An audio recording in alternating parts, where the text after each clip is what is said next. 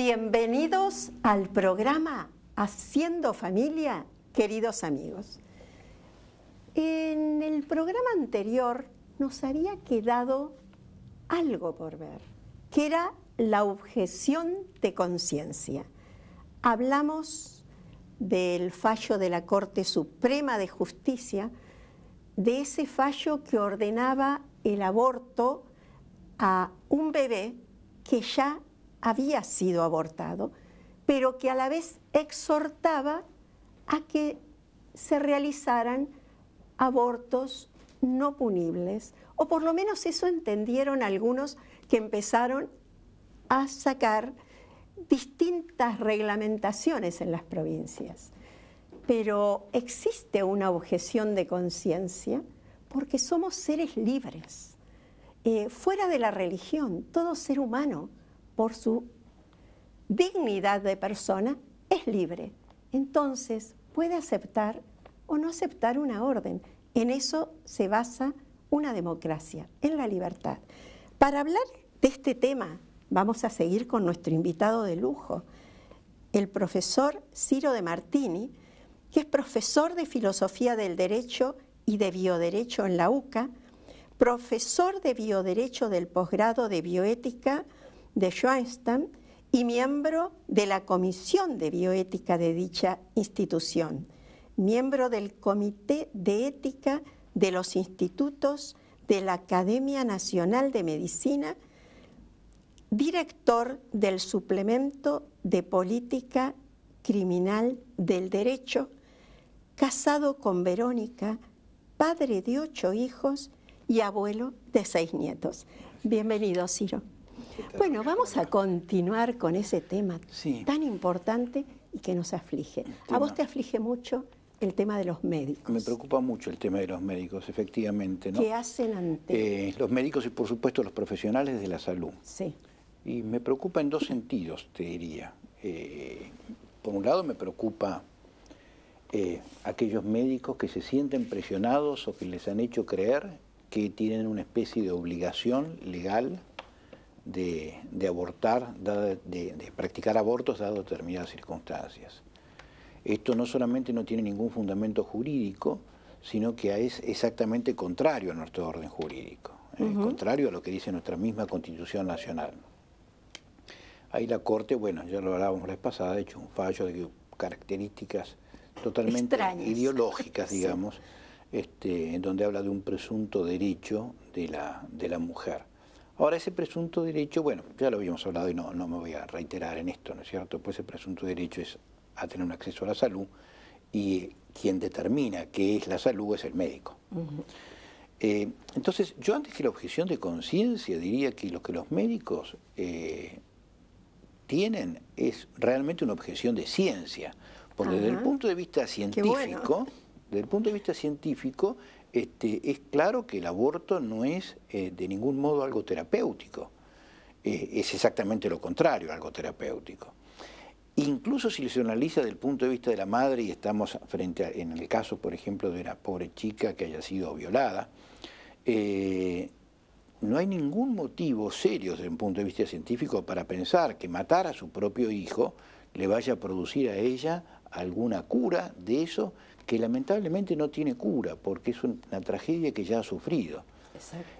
O sea que desde el punto de vista científico ya no hay ningún motivo para practicar un aborto, digamos, ¿no? Y esto lo digo más allá de cuestiones morales, esto es así. Ahora, si uno ve ya desde el punto de vista moral, entonces la objeción de conciencia es una institución que tiene ya un largo camino recorrido, que efectivamente es algo propio de toda república democrática, y que lo que hace es, a ver, nos puede pasar frente a una ley que nosotros vemos como manifiestamente injusta, como contraria a los derechos fundamentales de la persona, o contraria a nuestras convicciones religiosas en otros casos, ¿no es cierto? Porque el caso del aborto no es un tema religioso, no es un problema de fe, no se trata de verdades sobrenaturales, se trata de verdades naturales, la defensa de la vida de un inocente, eso es todo, ¿no? Es todo. es todo. La defensa de bueno, la vida es lo primero, digamos. En realidad Sí. es todo, Sí. dicho de otro modo. Y sobre todo lo que se basa el resto. Exacto. Bueno, entonces se trata de la posibilidad que uno tiene, el derecho que uno tiene de desobedecer una ley. Esto es desobedecer una ley, por ser esa que ley no es justa. por ser una ley manifiestamente injusta. Obviamente hay una cantidad de gente a la cual esa ley no le parecerá injusta, por eso justamente la ha sancionado. No. Así que por eso que se plantea este conflicto. Lo que modernamente se ha desarrollado mucho y es un gran avance, digamos, en cuanto a los derechos individuales de las personas y sus derechos fundamentales, es que esta objeción de conciencia está garantizada por el mismo ordenamiento jurídico. Entonces, en otras épocas, la objeción de conciencia era algo que uno planteaba y sufría las consecuencias. Sí. Es decir, sanciones o lo que fuere, Sí. iba a prisión No. y demás. En cambio no, ahora la idea es que la objeción de conciencia tiene que estar incluso prevista por las leyes. Ah, qué interesante. Entonces ya hay un respaldo jurídico. Ya hay un respaldo jurídico. La Corte se ha referido a esto expresamente, ha dicho que los médicos tienen el derecho de plantear la objeción de conciencia. Sin embargo, creo que en tren de querer garantizar, digamos, de que se cometan abortos, ¿no es cierto?, que es un poco lo que está detrás del fallo de la Corte,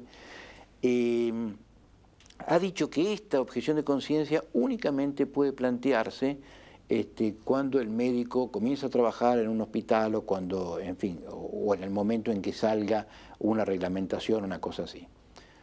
Y después no. O sea, a veces sí, a veces no. No, digamos, o como que ahora o nunca, como si te dijera, vos entras mañana a trabajar al hospital, bueno, o lo planteás mañana o si no, no lo puedes plantear más. Esto es, desde el punto de vista moral, lógico, todo es un disparate. Medio ilógico. Claro. Fuera, dejemos la moral de lado, medio ilógico. Claro, porque no podés congelar la conciencia de un ser humano.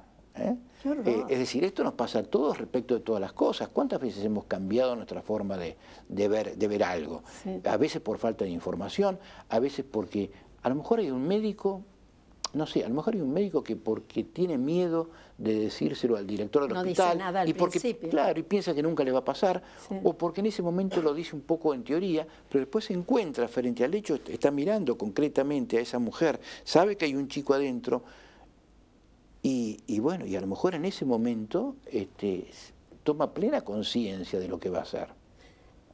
Y tiene que poder plantearlo en ese momento. Entonces, yo creo que a la objeción de conciencia hay que unirle lo que podríamos llamar el derecho al arrepentirse, que también es un derecho humano fundamental.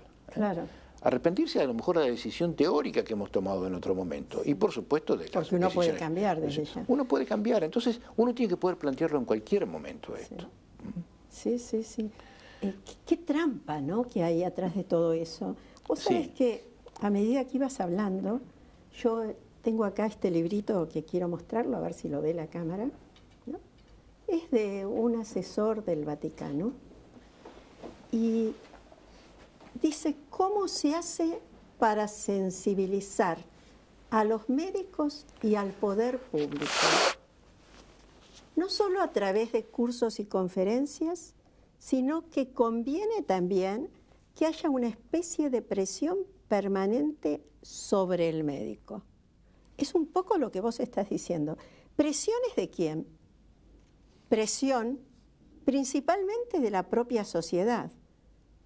Es uno de los papeles fundamentales de los diarios y de los medios de comunicación en general. Conviene que haya una presión no solo sobre los médicos, sino sobre los políticos, a fin de que dejen de utilizar a los médicos para llevar adelante políticas inadmisibles. Ese sería nuestro deber, ¿no? Exacto. Tratar de presionar. Este autor vivió mucho en Brasil.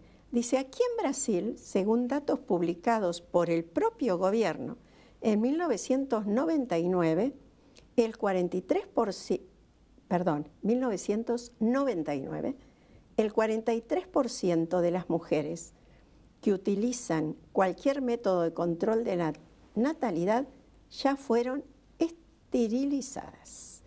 Esterilizadas el 43% de las mujeres que usan tratamientos de la natalidad. Ahora, esto no quiere decir que por ese motivo se acabe ni con los violadores, ni que se acabe con los alcohólicos que violan a la propia mujer. Por supuesto. Y el fruto, y dice otra cosa más adelante este libro, que sinceramente en la historia del hombre es la primera vez que apoyándose en leyes que se alejan de la ley fundamental, que es el derecho a la vida, emprenden un atentado bárbaro, de barbarie, hacia el niño inocente por nacer, que no tiene nada que ver. Exacto. Es la primera vez en la historia de la humanidad donde el ser humano atenta contra sus propios hijos, su propia especie, ¿y en aras de qué? ¿No? Es extraño. ¿Vos no te parece extraño? ¿No le parece, doctor, rarísimo esto que nos está pasando? Sí, es una de las tantas cosas raras que han pasado, sobre todo a partir de la segunda mitad del siglo XX, diría yo, ¿no? Sí. Bueno, Juan Pablo II llamaba la atención justamente en el Evangelium Vitae sobre esta cuestión de que incluso cosas que son crímenes se las llama derechos, ¿no? Esta transformación del lenguaje, esto que él llamaba la cultura de la muerte. Sí.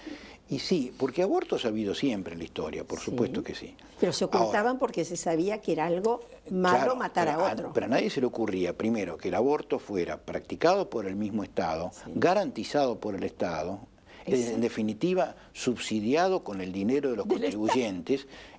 Realmente es una especie de locura. Sí.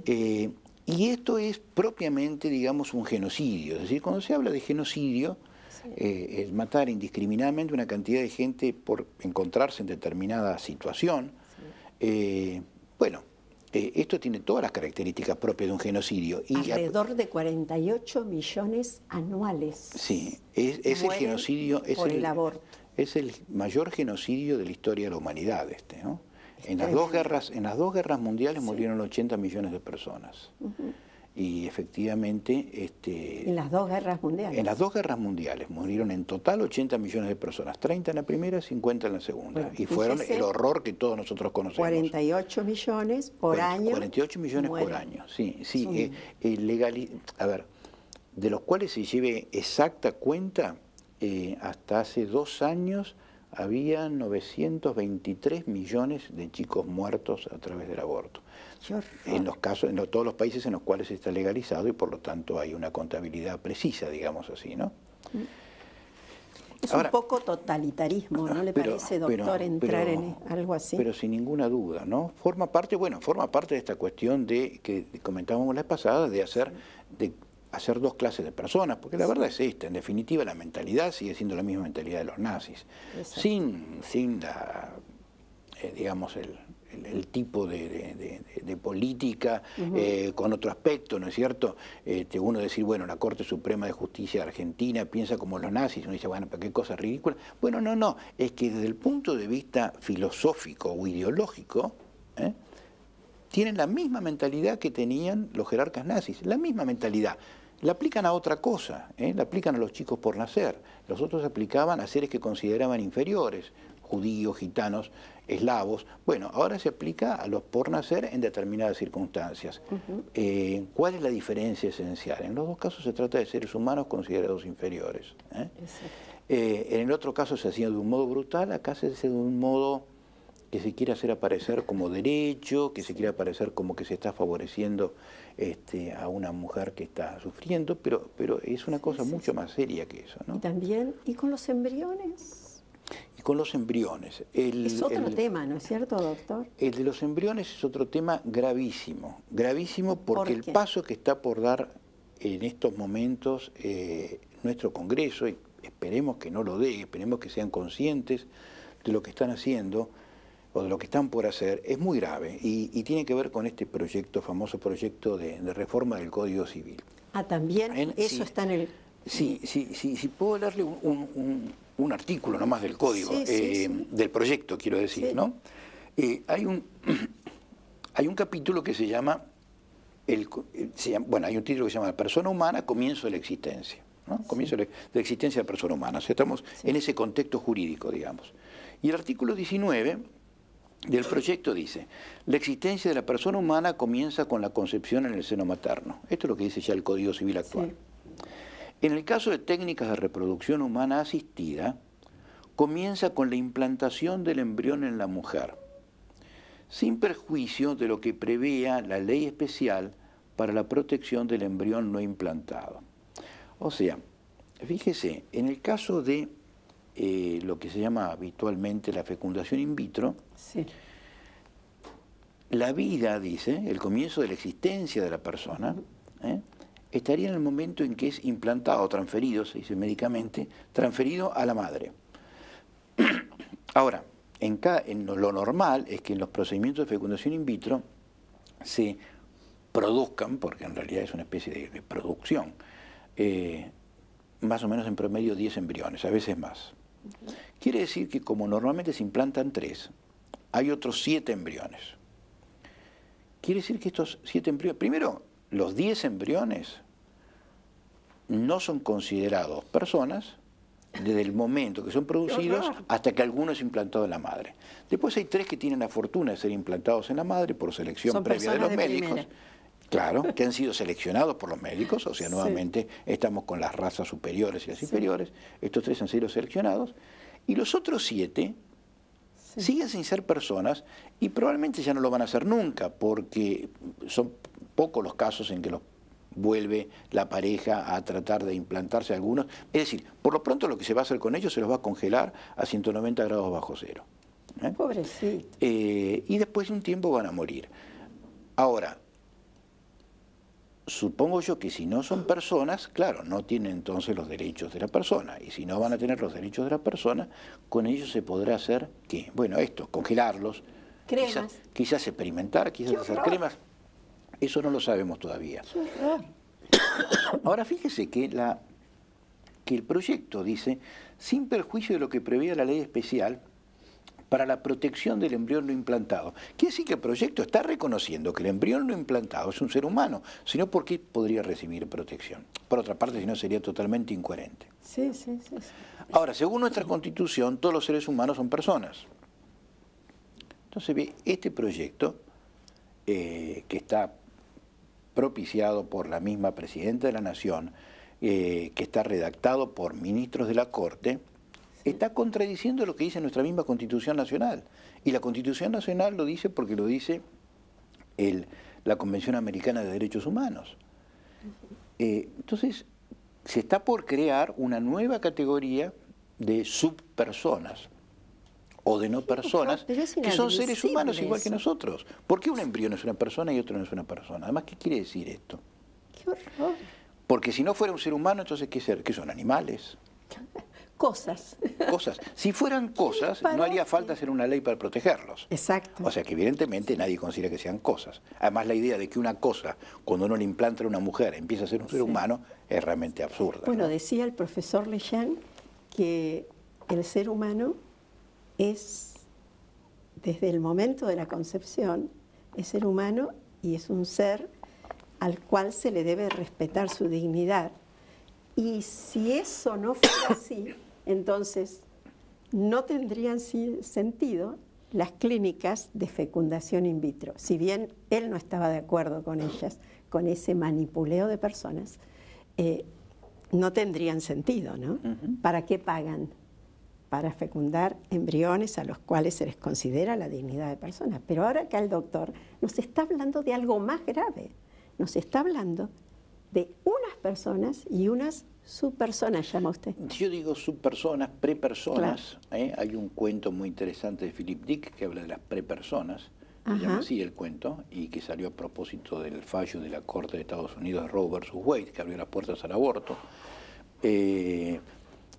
Prepersonas por decir algo, porque, prepersonas supondría que en algún momento van a ser personas. La verdad que estas no van a ser personas nunca, según esta redacción. Qué horror. Van a ser simplemente seres humanos congelados.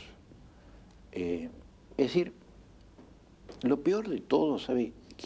Es que creo que en el fondo no les importa. Sí. Nosotros nos estamos planteando estas cosas porque tratamos de ver las cosas con un mínimo de lógica. Exacto. No les interesa el tema de la lógica. Más, hay un artículo que ha escrito uno de los autores del proyecto, gente muy reconocida en el mundo jurídico, en donde se plantea precisamente esto. Sí. Dice, bueno, contesta a una pregunta que está implícitamente formulada. Bueno, ¿por qué estamos haciendo esta distinción? Y dice, porque si nosotros dijéramos que se es persona a partir del momento de la concepción, punto, que es la verdad, si dijéramos eso, tendríamos que prohibir la fecundación in vitro.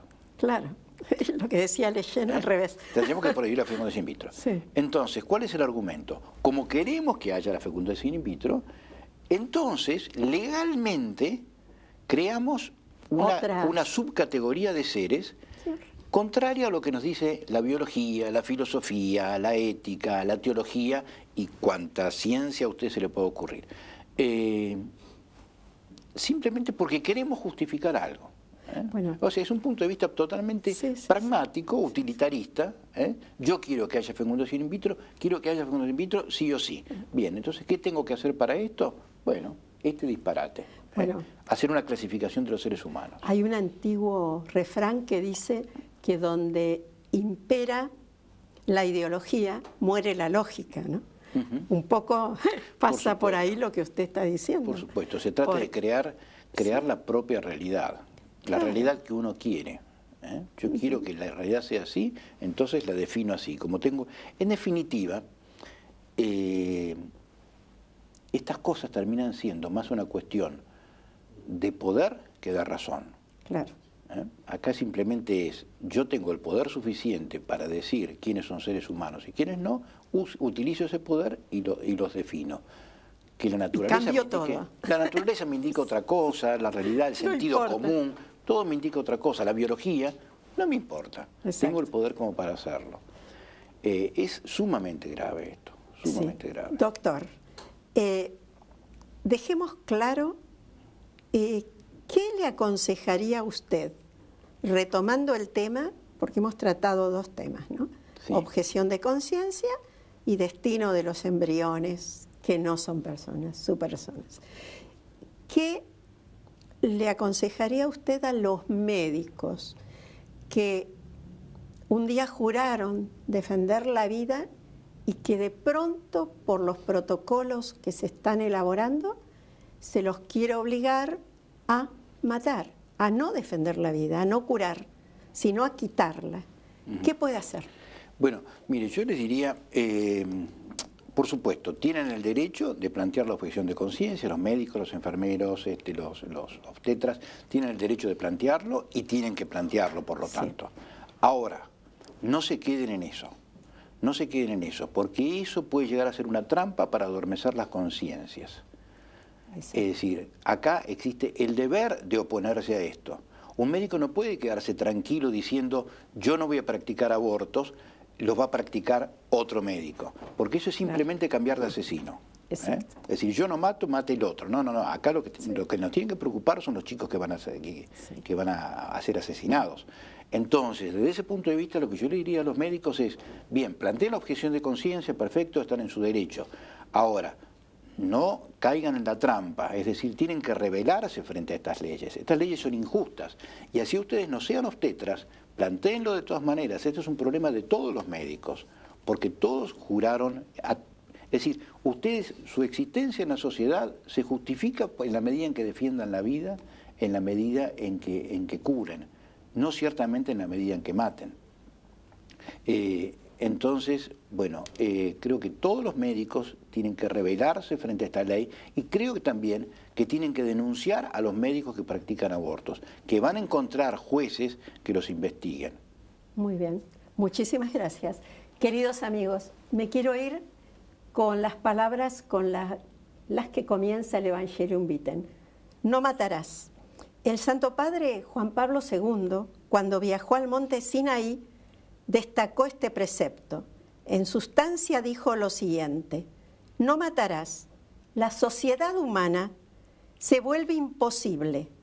La convivencia humana se hace imposible porque si cada uno se reserva o se otorga el derecho de disponer libremente de la vida de los otros, entonces la sociedad llega a ser anárquica. Ahora bien, una sociedad anárquica es necesariamente una sociedad donde prevalece la violencia de los más fuertes, es una sociedad sin norma ética a no ser la violencia. Es una sociedad bárbara. Todos somos responsables de la vida de nuestro hermano. Si no, tendremos un país de barbarie y no habrá de qué quejarse. Usted, abuela, mamás, quienes nos ven, nos escuchan, todos tenemos derecho a defender la vida, sea cual sea nuestra condición, sea cual sean nuestras ideas, porque la vida es lo primero. Será hasta el próximo programa, si Dios quiere.